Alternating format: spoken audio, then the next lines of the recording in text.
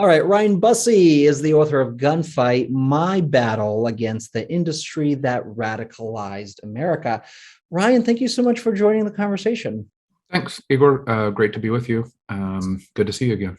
Good to see you. You argue in your book, the central thesis, as I identify it, is that there's real similarity between how the industry itself has become more radicalized, producing ever more powerful weapons, using incredibly harsh rhetoric, and how conservative politics has continued to move to the right. In fact, you say that those two things kind of feed off each other. Mm-hmm. What do you mean by that?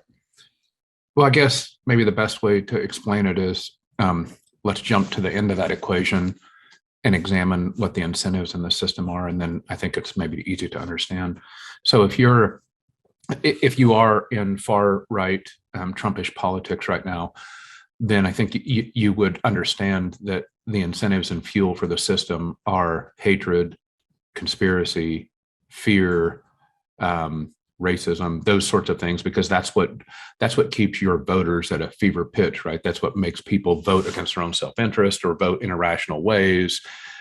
Just so happens that those are precisely the same things that fuel gun sales. And so if you back up just a step or two in the process and think about what's the most tumultuous time that either of us have ever experienced, like societal tumult, it was certainly the period between, say, March 2020 and probably March 2021, or somewhere in that 12 to 18 month span. We had George Floyd, we had Black Lives Matter, we had a supposedly stolen election, we had Donald Trump, we had supposed race riots, we had counter protest, all of the stuff that we had COVID, we had shutdowns, all of this stuff a society was going through. And so that most tumultuous time filled with all of those things, those fuels that we just discussed, also corresponds with the highest gun sales rates ever in the history of the country. And then if you back up another 10, 15, 20 years, kind of to your point of the origin of it, I lived through the industry as the NRA and then the firearms industry was figuring out that all of those things drove politics and gun sales. So yeah, I do think that there's a correlation, not just a correlation. I think that the NRA and then the firearms industry sort of developed those, think about it maybe like in a greenhouse and then handed off the plant to the far right in the Trump administration, and they put fertilizer and steroids and water and everything else, and it grew into what we have today. So you're arguing that the gun industry helped radicalize conservative American politics, not the other way around, or is it a little bit of both? You could probably find examples, to debate which one was causal and which one wasn't. But it certainly felt to me, I entered the industry in 1995. There were still, in our politics, there were certainly basic norms. I mean, I don't remember in 1995 any elected congressional member tweeting, tweeting cartoons about killing other congressional members, right? There were norms that we didn't cross. And just like there were norms in the firearms industry that weren't crossed, that we're speaking today on the day where Remington settled the Sandy Hook lawsuit over a Consider Your Man card reissued advertisement for an AR-15. Those were not norms that were crossed by the firearms industry 25 years ago. They came to be crossed and then accelerated. And that very much mirrors the way politics changed and shifted over the years too. So let's actually go back to 1995, which, just to make you feel better, I was 9 years old when you entered the firearm industry. What drew you to it, and what was it like in those early days? So I think that that is an important part of my book, I believe. For many people in the United States then, and still, frankly, to a lot of people today, firearms are representative of a very healthy part of your culture. I think there is a misperception or a misconception about how guns are always bad, always represent some violence. That's really not the case. Wasn't the case for me growing up. I grew up on a rural ranch and farm. Many of the best parts of my life were centered in and around guns. We didn't get much. We worked a lot and we didn't have a lot of time to do many fun things, but when we did, oftentimes it involved guns. We were pheasant hunting or deer hunting or target shooting. And so those guns became very representative and emblematic of a healthy part and exciting and rewarding part of my life. And so after I graduated from college, I got into the firearms and outdoor industry because it was like working in and around the things that were important to me culturally, just like a baseball player, dreams of playing in the major leagues. Like that's what it felt like to me. And early on in my career, my job was intertwined with the responsibility that my dad had taught me, the sorts of responsible firearms ownership rules. But over time, also, I figured out that sort of connection to the culture. And the reason I go into this is because I think it's important for people to realize that a lot of gun owners do feel a very visceral kind of cultural connection to guns. And that's so when, I've probably people that listen to this might think or have said, why is it that people are so connected to these guns, and why do they do these crazy things, and why do they act in these crazy ways? Well, when they're a part of your culture and you're scared into thinking they may not exist, then you respond in sort of irrational and emotional ways. And I started to see the NRA figure that out and figure out that it could take these cultural connections and then really inject fear and conspiracy into them and use them to drive these political and sales outcomes that we just talked about. Well, let me drill into this culture piece, both in terms of how you saw it growing up, and then, of course, how we saw it evolve to present day. And I take your point that for many Americans, firearm ownership is very much a cultural experience. But it's also true that historically, if you go to the founding of this nation, the use of firearms to subjugate slaves, the use of firearms to expand westward, and use those firearms against Native American populations, the ways in which firearm manufacturers from Sam Colt on down were able to tap into the kind of romanticism of firearms, the power that firearms gave an individual, and kind of generally, the very racialized notions, right, that historically in America developed around firearms. So I just want to kind of put that history on the table because I think it's significant, but I also understand that that's not the kind of culture that you're referring to. Yeah, so I think you're absolutely right. And my story kicks off in I was born in 1970, right? And so certainly guns were still a very racial thing, but that's not my story is my story. I grew up in a lily white, slice of central or northwestern Kansas. And I didn't really realize the degree to which guns had the sort of subjugation and racial component until much later in my life. So all I could do is write about my own cultural experience. And I think it's quite similar to the cultural experience of many kids and fathers and whatever growing up in that time frame.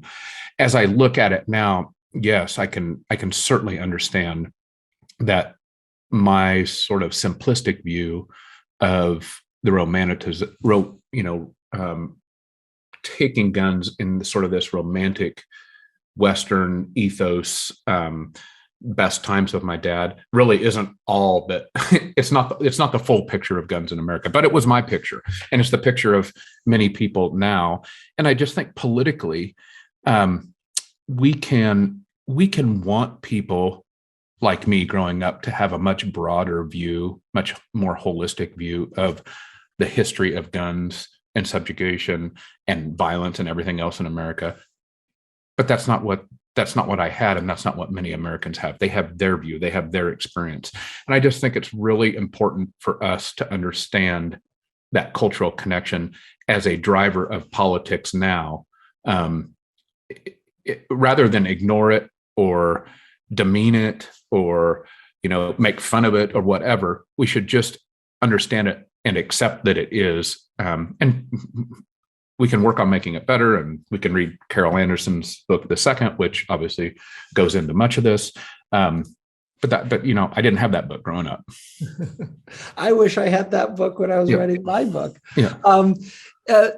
I want to continue with the cultural piece, but let me kind of get back to some of your personal narrative. You enter the industry in 1995. You go to work for Kimber. Tell us about some of those early experiences. You had a very colorful boss, and kind of what your job was for so many years. So I started at a company that was literally fledgling, paycheck bouncing, barely existing, and the industry was quite small then. It was almost a cottage industry. Almost everybody in the industry knew everybody else. It was much smaller than it is today. And yes, my first boss was very colorful. He was a Australian who, along with his father, founded a little gun company called Kimber, and then it went bankrupt a couple of times, and he was struggling to make it go, and hired a couple of us to start a direct sales and marketing effort. So I became the head of sales, which sounds quite impressive, except for I was the sales department. Literally, that was it. So it wasn't nearly as impressive as the title may sound. Over time, we grew it into a very large, influential, one of the most important and respected firearms companies in the industry. And I was nominated for the big awards, and the industry became much larger. I tell the story of when I began, annual firearm sales were in the 3 to 4 million units per year range. By the time I left, the country was buying well over 20 million guns a year, approaching 25 million. So if you put that on a graph, you can see the sort of exponential growth in the industry, and Kimber was a part of that. One of the most interesting parts of your book, a deal that then President Clinton had worked out with a rival manufacturer. Yep. And the effort by the industry to really set an example of this is what happens when you act in a way that is counter, I guess, to the business interests of the industry at large. Give us the details of that experience and what it taught you. Yeah. So if you have scratched your head as to why there is such, first, why I'm the only one to ever write a book from the industry, like nobody has ever spoken out like this, or why there is such incredible solidarity with, for instance, a political movement like the sort of Trumpism that we see now. I mean, there is Liz Cheney and Adam Kinzinger, but other than that, there's like complete solidarity. And if you've wondered why there is such unbelievable solidarity in the firearms industry, they're all related, right? And the reason is, as I saw, Smith & Wesson, Ed Schultz was the CEO at Smith & Wesson at that time, and there were multiple municipal lawsuits threatened against many firearms companies, and it was patterned after the cigarette tobacco settlements of the years prior. In other words, all of these cities and municipalities basically said, just like we sued big tobacco for the impacts of tobacco, we're going to sue big gun or firearms industry for the impacts of firearms violence on our society. So there was all these pending lawsuits. Ed Schultz from Smith & Wesson didn't like where this was headed. He struck a deal on his own with the Clinton White House. Behind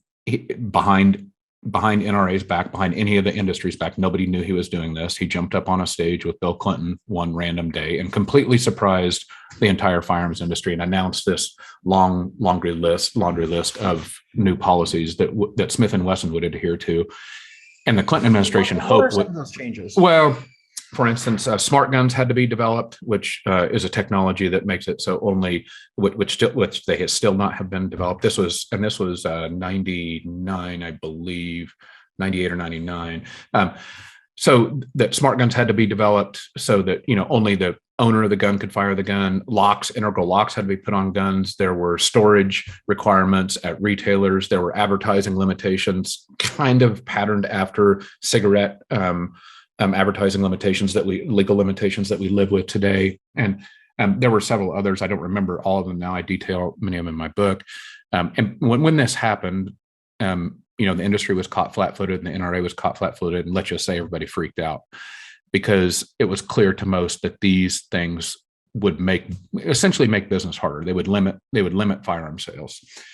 And the industry very quickly, and I played a role in this, I liken it to like, a soldier rushing to join up for battle, right? When he, an 18-year-old kid, I just rushed into battle. And a quick boycott, which I helped lead, of Smith & Wesson was developed. Ed Schultz, Smith & Wesson, which was in the realm of a $200 to $300 million company in that time, was almost run completely out of business. They ended up selling to an investor group for $15 million. Ed Schultz was fired within 6 months. To give you an idea of what kind of payoff that was, Smith & Wesson sold for $15 million. And in 2016, their Smith & Wesson market cap was $1.69 billion. So you could see the sort of payoff that happened from that. But from that, we all learned that you don't step out of line. Even the most respected companies in the industry can be run out of business. The biggest CEOs can be fired. Trolling was developed. Prior to that, I didn't know what any of that was. So there's this big consumer vitriolic boycott that we saw developed. Smith & Wesson with the red slashes through the logo was on all the windows of gun stores across the country. And that's a foreshadowing of what happened when anybody stepped out of line in Trump world. As soon as Jim Mattis said anything about Trump, he was boycotted and trolled. And he was basically, so I saw and assisted in the development of this sort of all or nothing police state, again, that we now live under. And the core goal, as you point out, was to ensure that you could continue to sell firearms more freely, that the market didn't shrink. Correct. Yeah. And to be fair to that agreement, like all complex agreements, I think there was probably some good ideas in there. I think there were some really foolish ideas in there. There was some stuff that would have worked. There was some stuff that wouldn't have worked. And I think the main problem that came from that is that there's no debate that could happen right now. Now there is no debate about this. It's just all freedom, or all, they're just, we've developed a system that's very toxic to the healthy give and take and the balance of responsibility and freedom that is required in a democracy. And I think that was the beginning of this sort of imbalance that we live with now. As you reflect, do you regret being part of that process? Yeah, I do. I guess on one hand, I'm glad I was a part of it because I understand. I'm not proud of it, and I wished I wouldn't have been. But my point here is that I can really identify with people now who rush into things based on fear and sort of cultural pressure. I think a lot of people in the country, as I do sometimes after one too many glasses of wine, I have a hard time figuring out why so many voters or so many people in our country do things that don't seem rational to me. But I was there, right? One time when I was told my business and my livelihood and my culture, this healthy stuff I told you about with my dad, like that was all under attack. And so I had to rush to do this thing to save it. I was unthinking. I wished I would have been more thoughtful. I can't turn back the clock and do it. On the other hand, I lived through that experience and I kind of know what it's like to be wrapped up in that kind of cultural tornado. I want to ask you, and you do a good job of really drilling into this in the book, of how the industry evolved into producing assault weapons and evolved from producing firearms for sport or for hunting to creating the kinds of weapons that make taking of human life quick and efficient, the kind of weapons that animate everyday gun violence these days in America, and of course are the favored weapons of mass shootings. The war in Iraq, you argued, played a significant part in changing the way manufacturers produced weapons and how they marketed those weapons. Yeah, so there's a couple chapters, and it's about in the middle of the book, and it's kind of this conflagration of events in our country that sort of all came together and transformed an industry that was in the 3, 4, 5, 6 million units a year, and almost all of those guns were very specific, were made and sold for very specific purposes. There was the hunting gun segment, there was the target shotgun segment. There again, that links to the sort of healthy cultural stuff that I talked about earlier. There were self-defense handguns. There were, but it was quite defined and you knew what was going on. Today, we sell 22, 23, 24 million units in the United States every year. And the problem I have with it is a huge swath of these guns are sort of this nebulous, what are they really for? You know, I mean, they're not like, are they to save you from the race war? Some people think that. Are they to use in a civil war against your neighbors? Some people think that. Like there's sort of this dangerous irresponsibility about them. And a lot of them are AR-15s. And how did we get to that point? Well, AR-15s were perfectly legal in all the years I talk about when they weren't really sold. Contrary to popular belief, AR-15s were perfectly legal all the way through the assault weapons ban. A lot of people don't understand that. You could own and buy and sell as many AR-15s as you wanted to. They couldn't have certain features on them, and they couldn't have magazines bigger than 10 rounds. That's what makes them assault weapons by definition. But you could buy and sell lots of them. But the industry did not allow them on the floors or in any visible way at its own trade shows, right? Even though they were legal, even though there were companies that made them, there was this social acceptance of norms that the industry knew it just wasn't a good thing to proliferate these all through our society. And why? Why wasn't that? It was a voluntary thing. They knew that societally, people would speak in hushed tones about it wouldn't be a responsible thing to put these aggressive military guns out into society, in mass numbers. People just understood it wasn't a smart thing to do. You didn't wave matches over gasoline, right? And so the industry itself, I didn't develop these rules. Like you couldn't display in industry shows a tactical glove. You couldn't display a tactical vest. If you go to SHOT Show today, which is a big industry trade show, it looks like a video game every booth is like shoot 'em up games, tactical gear everywhere, AR-15s till hell won't have them. There are probably 550 companies that make AR-15s now. It's a massive transformation from what it was then. And that wasn't very long ago. That was less than 20 years ago. That's the way it was to the way it is today. How did that all happen? We had two very long wars, lots of AR-15s, lots of patriotic heroes on TV, all of them carrying battle rifles, which are AR-15s, lots of patriotism in and around that. We had the institution of PLACA, which is Protection and Lawful Commerce in Arms Act, that was passed in 2005. We had all of these things coming together, combined with new and evolving social media platforms and really, I think, irresponsible, edgy advertising campaigns like the Consider Your Man card reissued campaign from Bushmaster, which that was the Sandy Hook rifle. All of these things came together and kind of caught fire, and AR-15s went from like no existence in any official industry trade shows, paraphernalia, advertising, to dominance today. And that happened almost all between 2004 and 2008. In a 4-year span, it completely transformed. And you're arguing that's because images that were piped into American living rooms of the war really desensitized the American public to these weapons, or glamorized these weapons. Yeah. And that's where we get right back to this cultural conversation of the way firearms are seen as an extension of your masculinity, the way these firearms have racial undertones of America going into kill in those two wars, right? We're Middle Easterners. Yep. I think all of those things came together, and now we have what I think is a slice of the gun culture that's exceedingly dangerous.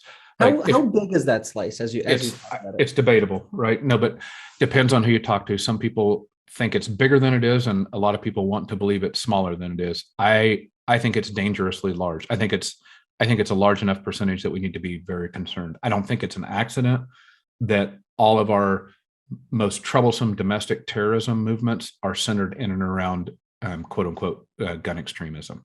I don't think it's an accident that there were two types of flags at the January 6th insurrection. There were Trump and political flags, and then there were AR-15 flags, right? I didn't see any barbecue grill flags. I didn't see any Toyota truck flags. I didn't see any Nike shoe flags. I saw AR-15 flags.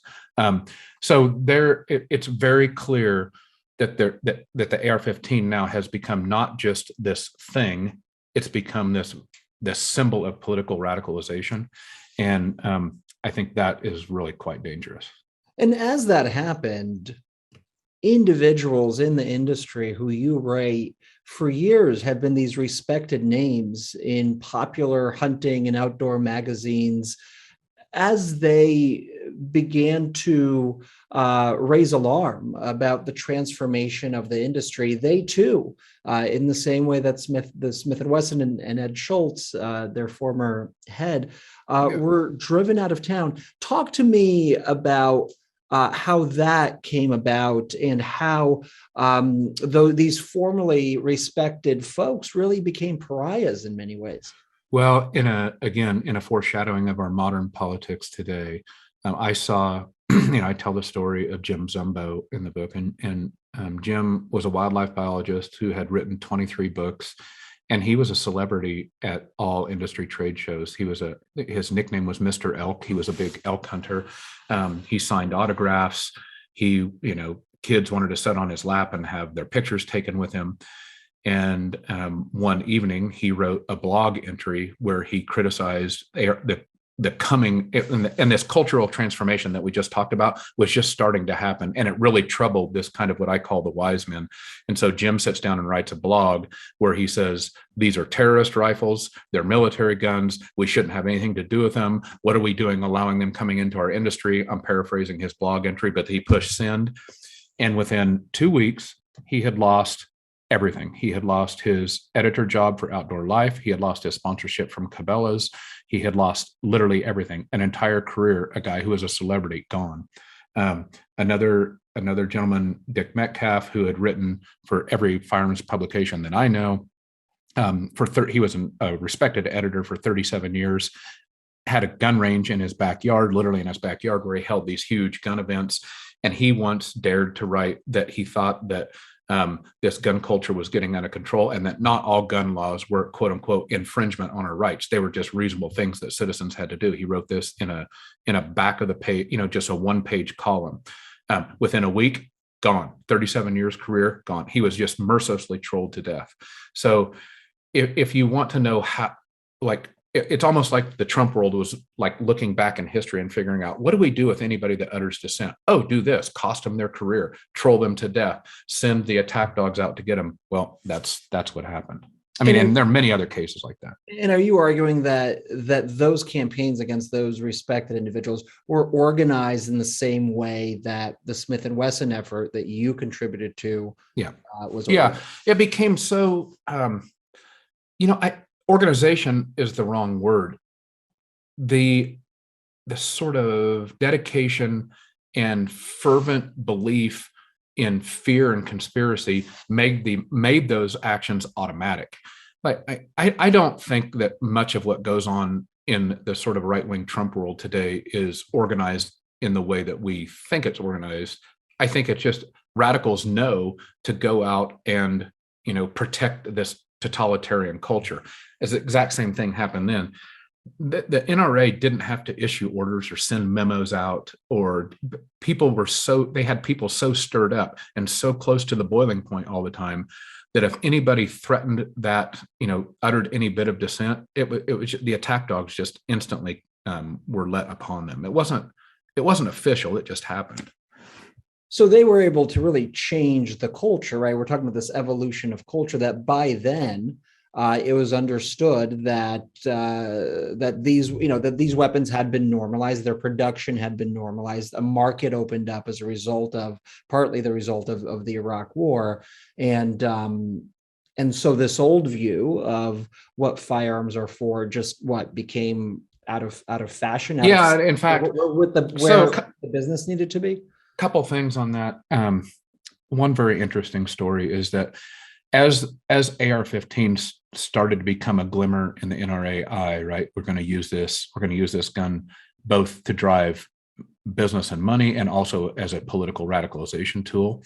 They realized through Zumbo's this blog entry that I just told you about that there was an imaging problem. Zumbo called them a terrorist rifle. Everybody else called them assault rifles. I think the NRA and the NSSF figured out, well, we did cost him his job, but he does have a point. We have this messaging branding problem. So they invested lots of money in focus groups and decided that the AR-15 could be sold, could be marketed and rebranded in a way that it might have mass appeal if they just changed the name and disavowed assault rifle. And so the new name for the gun was MSR, or modern sporting rifle. And we were told, everybody in the industry was told, don't call it an assault rifle. The NSSF and the NRA even put out press releases and memos in the industry like, nobody call it an assault rifle. If you speak to anybody, you don't let them say assault rifle. You have to say modern sporting rifle. The reason that's really important is because this culture that I told you about early on in our conversation, like the culture with my dad and hunting and all that stuff, the NRA and the NSSF knew that there was gold in that. Knew that the average person was just fine with fathers and sons hunting and doing the sorts of things that I described, the Americana things.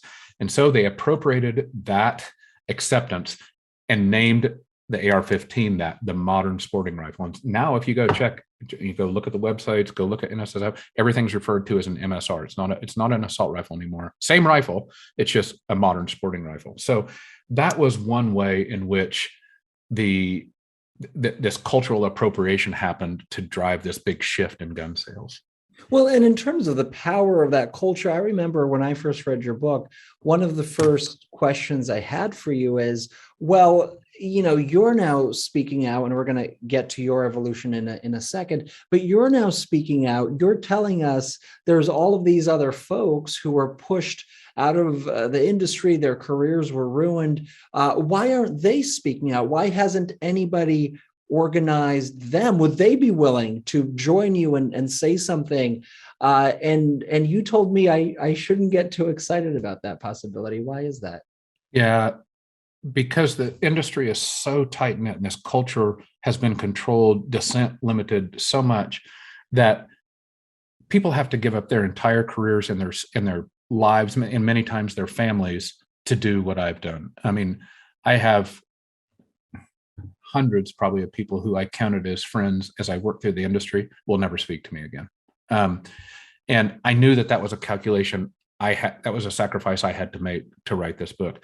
Most people do not want to give up their job because it would cost them their job, and they don't want to give up their culture and their friends because it's very clear the way this is all controlled.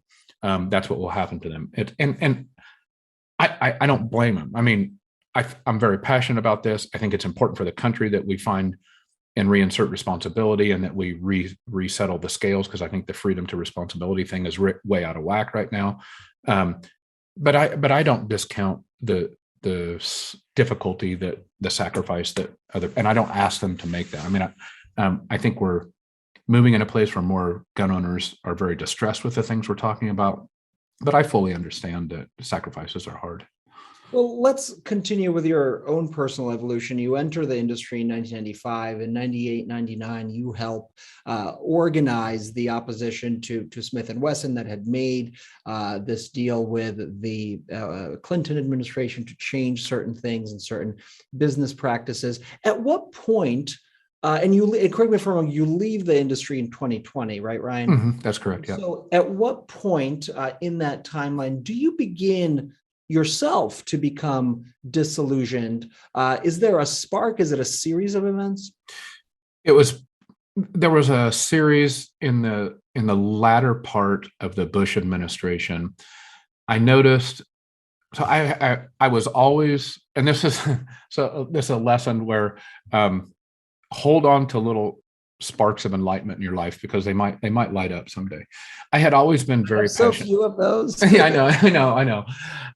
Luckily, one took fire in me. I had always been very passionate about environmental and resource conservation issues, and I became very distressed with the idea that this administration that was sold to hunters and outdoors people and conservationists as being one of us, largely through the gun issue, through the appropriation of the gun issue, was instead instituting these really radical energy policies through the Bush-Cheney energy plan, where they were getting ready to essentially just run roughshod over many of the most pristine wild places left, especially in the Western United States. And they were trying to roll back the Clean Water Act. They were doing all these things that were really important to me, and I thought should have been very offending to anybody who calls himself a hunter or conservationist. So I agreed to do a press conference in 2004 where I attacked the Bush administration as being, anti-hunting and against all of these things that we had been told the Bush administration was for.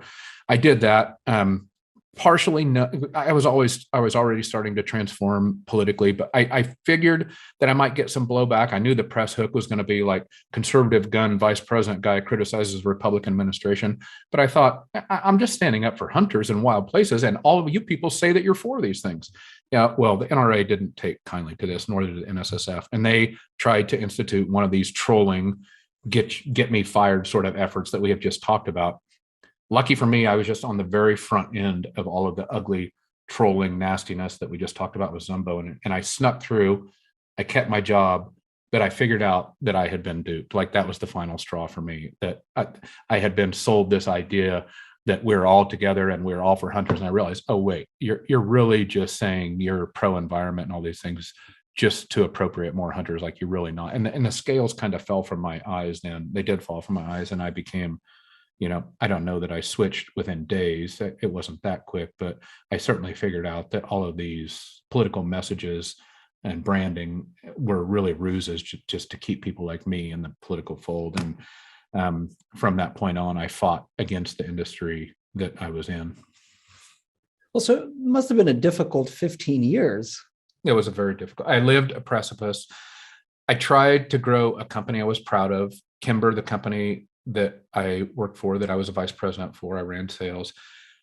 I never wanted us to build the guns that I thought were fueling this thing. So despite immense pressures, I have never owned an AR-15. We never built them. I never sold them. I kept us out of that business. That was a precipice. Every chance I could, I fought political battles.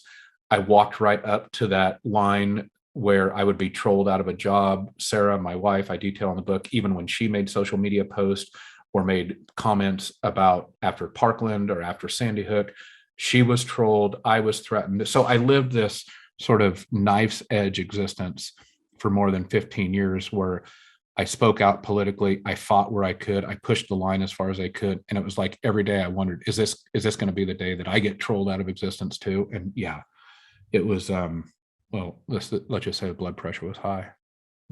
As you think back in your career, and I'm going to ask you in a second how the industry has responded to your book. You mentioned that many of your friends from the industry have stopped talking to you.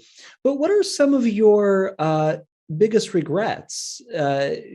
Because, look, you were in the industry for a very long time. You, some would argue, were part of the problem, right, that we have of having so many guns and having them so readily available. How much personal responsibility do you take for all of that? For much or most of my career, I believed that somehow I could do both of these things, right? Like I could be an advocate for responsible gun ownership, like I thought I was, like my dad was, like my brother was, and at the same time be in this industry. And I guess I don't know if I would have done it any differently, just because of what I learned and because I think I did push it about as far as I could push it and still stay in. My regrets are that I did, regardless of what I believed, I did end up fueling more of it than I wanted to. Like, not because I voluntarily did it. I tried to fight my own company in doing it. I tell this story in the book that over my objections, the company I worked for was a sponsor of the NRA's, culture war, where the most egregious Dana Loesch, the horrible ads in 2017 that essentially, I call them the hate your neighbor ads. Those were partially funded by Kimber, the company I worked for. So I regret having been a part of that and knowing that my work was going to fund that. At the same time, I feel somewhat justified in that if there isn't somebody inside fighting, I mean, I had convinced myself that I could do more from the inside than I could from the outside. And I think there came a time when I was fooling myself, right? The thing was too big. I was fueling it even if I thought I was fighting it. So, well, one of the big questions in our movement is just that. the recognition, certainly when you look at polls and you think about the issue more broadly, that there must be so many gun owners across the country who agree with you, who have deep concerns about the way the industry has evolved, the kind of firearms the industry prioritizes and sells, and the role of the industry in our increasing gun death rate. Gun owners who would want to see and tell pollsters they support background checks and all kinds of other changes. But two things are happening. One is the gun violence prevention movement hasn't really been able to effectively organize those voices. Yet again, we're told there were these millions of people out there, right? Or at least what pollsters tell us. What do you feel the gun violence prevention movement doesn't understand about organizing gun owners who may be susceptible to a message of reform? And do you think it's even possible, given the kind of cultural hold, groupthink that we've been discussing? Well, that's a big question. Let me just give you some pieces, and maybe you can kind of tape them back together. I like to hunt elk, I think, as you know, and there's a saying in elk hunting that smart elk hunters hunt elk where they are, not where they want them to be.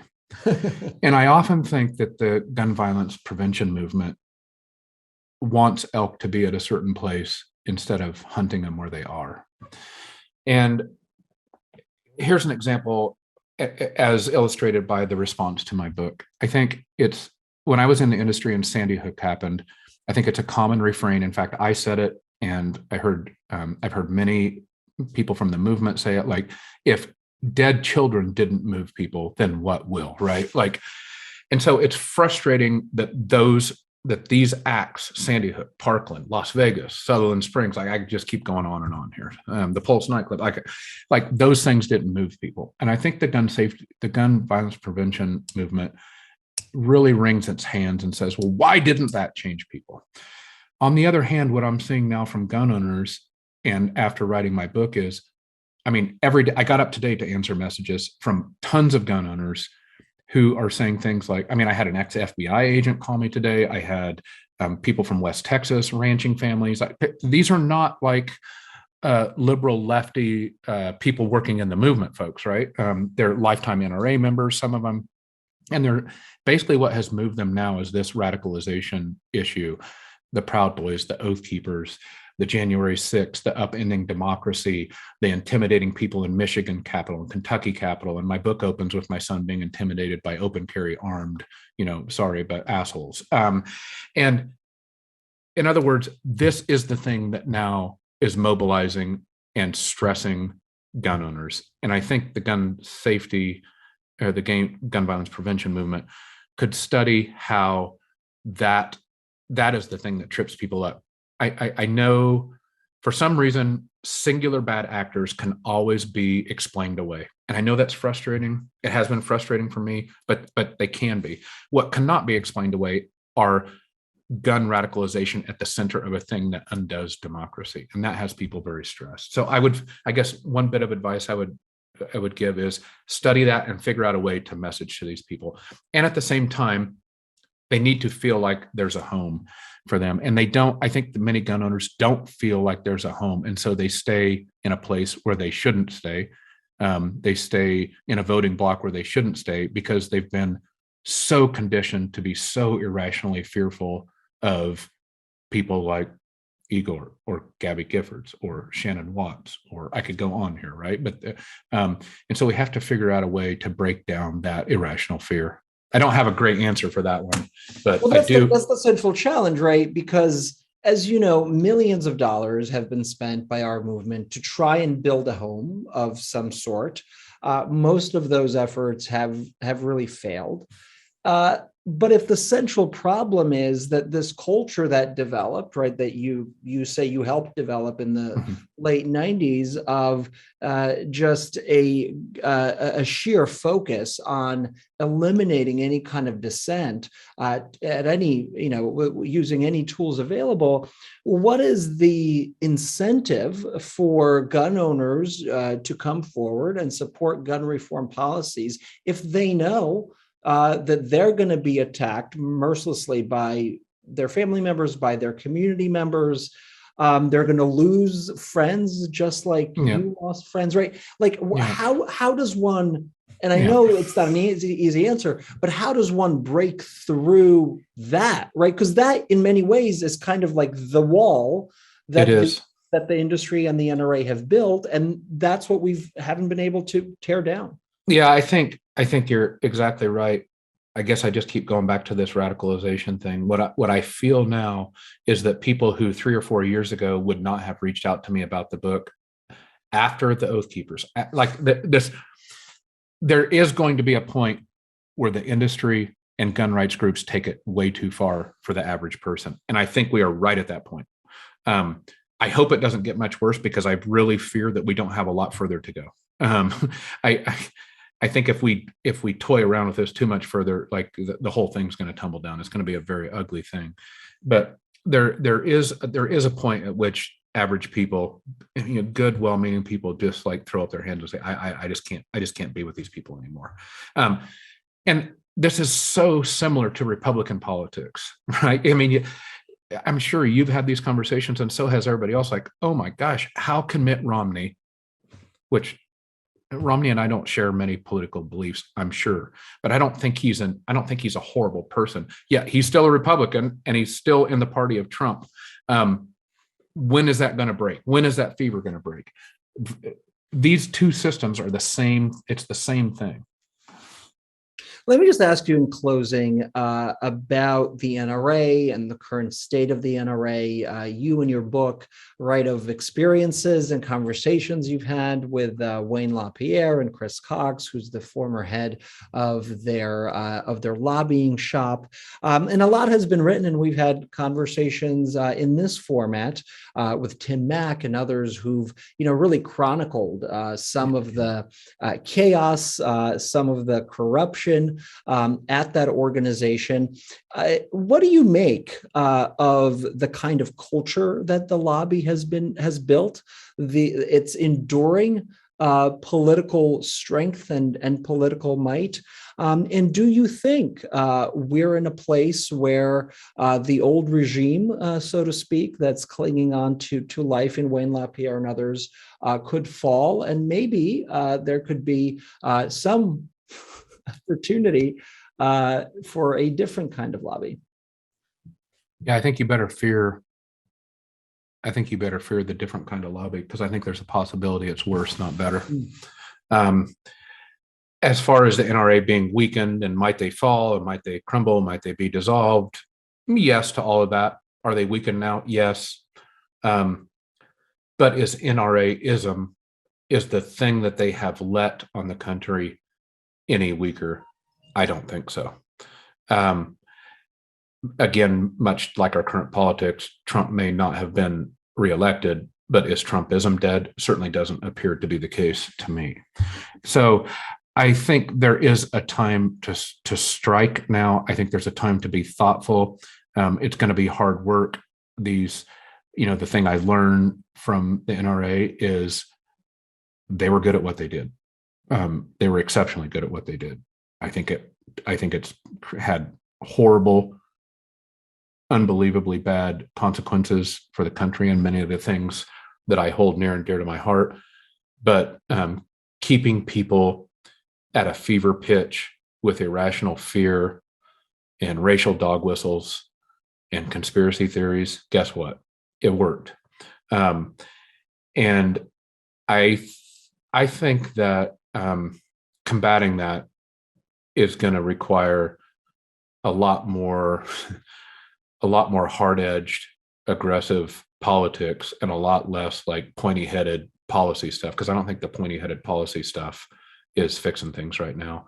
I don't have all the answers on how to counter the culture war, but I just don't think that the NRA-ism is going anywhere for a while. I can tell you out here in Red Flyover America, if there's an NRA banquet somewhere locally here tonight, it's going to be a packed house. Like they don't believe all this. Tim Mack's book is great. I've talked to Tim. I think he uncovers incredible, just